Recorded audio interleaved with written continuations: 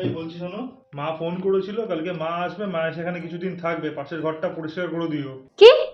তোমার মা এই বাড়িতে আসবে মানে? তোমার মা এই বাড়িতে আসলে কিন্তু আমি এই বাড়ি থেকে বেরিয়ে যাব।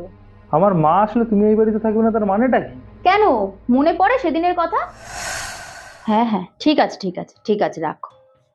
এই শোনো না, ওই মা ফোন করেছিল, মায়ের শরীরটা না কয়েকদিন ধরে খুব খারাপ যাচ্ছে। মা যেই নার্সিং হোমটা দেখায় সেটা তো আমাদের বাড়ি থেকে কাছাকাছি হয়, তাই আমি মাকে বলেছি যে আমাদের এখানে এসে থেকে তারপর ডাক্তার দেখাতে। তো কালকে মা এখানে আসবে, এখানে থাকবে কয়েকদিন।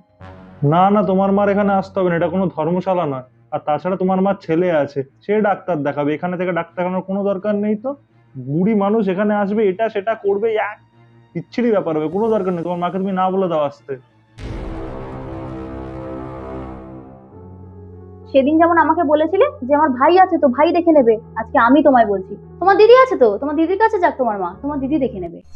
আসলে কি জানো তো, যেমন কর্ম তেমন ফল।